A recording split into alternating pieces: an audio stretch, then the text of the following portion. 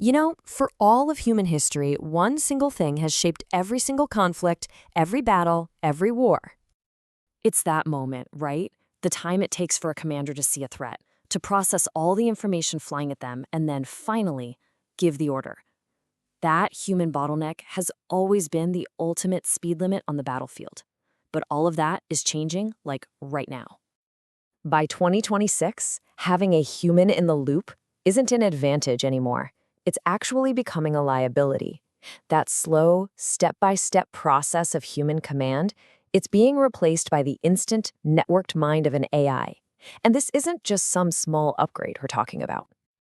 I'm talking about autonomous swarm drones that move like a single living creature, or these so-called slaughter bots that can find and engage targets without a single human telling them to. This leap in technology is fundamentally shaking up the entire balance of global power. So in this explainer, we are diving deep into this algorithmic arms race. We're going to look at the swarm, the insane speed of AI decisions, the huge ethical mess it creates, how it's literally redrawing the world map, and we'll wrap up by asking the biggest question of all. Can any of this stuff actually be controlled? All right, so the first massive shift is the swarm. Now, strength in numbers is an old idea, right? But what's totally new here is the intelligence that connects all those numbers. The tech that makes this possible is what researchers are calling agentic AI. And look, this isn't just about automation, it's not a simple script. We're talking about systems that can see their environment, cook up their own plans, and then act on them to hit a goal, usually by working together as a team.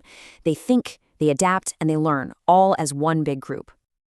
And this quote just nails the military application, right? Instead of pouring billions into one super expensive fighter jet, you can now send out thousands of cheap, smart, connected drones. They're constantly talking to each other, sharing target info, and they'll even sacrifice one drone to make sure the mission succeeds. And the strategic impact here is, well, it's huge. Your standard air defense system is built to track maybe a dozen or so big targets. It is physically impossible for it to stop 1,000 intelligent drones coming at it from every direction at the same time.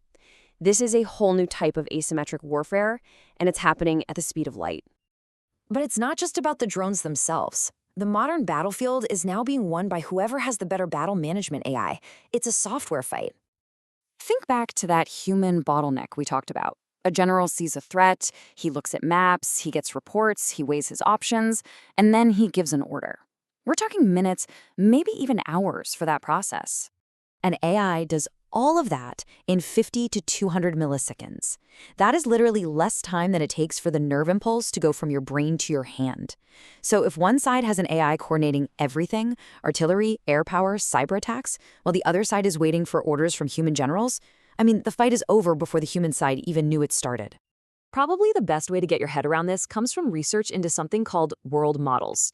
See, the AI isn't sitting there thinking through its options like a grandmaster playing chess. It's acting on instinct based on this incredibly deep, learned model of its world. It's like a pro baseball player hitting a fastball. They don't calculate the physics, they just swing based on a gut feeling of where the ball is going to be. The AI acts on the future almost before it even happens. And, this incredible speed and autonomy, it leads us straight into a massive ethical minefield. This is where the conversation has to slow down, because these questions are deep, and right now, nobody has the answers.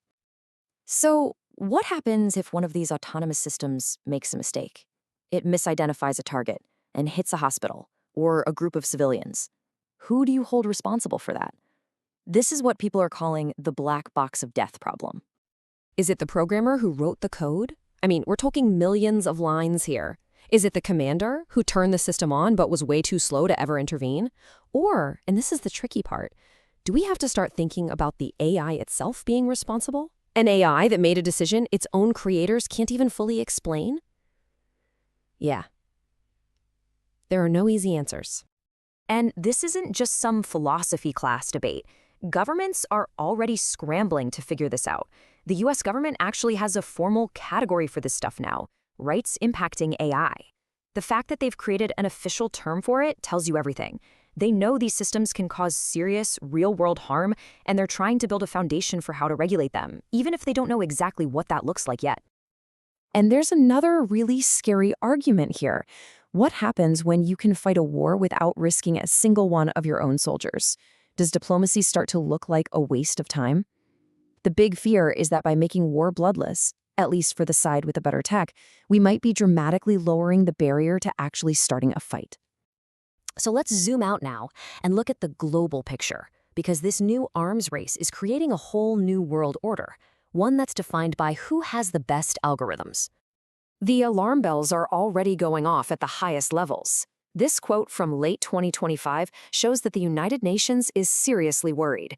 They see that commercial AI, the stuff being developed in the open, can be easily turned into weapons, possibly by smaller countries or even terrorist groups, and that could throw the world into chaos. And this is how that new world order is starting to look. First, you've got these things called data blocks. Access to the best computer chips and the giant data sets you need to train AI, that's more valuable than oil now. It's a mad dash to control that supply. Second, the risk of this stuff spreading is off the charts. It's not like building a nuke. AI code is pretty easy to copy and change. Which leads to our third point, boutique AI weapons. Custom, high-tech killing machines sold to smaller countries or other groups, giving them power they never could have dreamed of before. It's making the whole world a much more fragile place.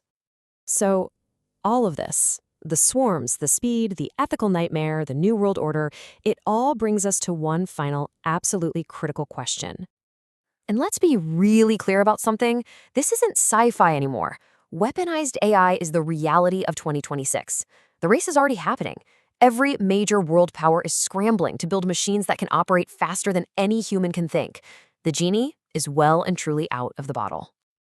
And that leaves us with the core dilemma, doesn't it?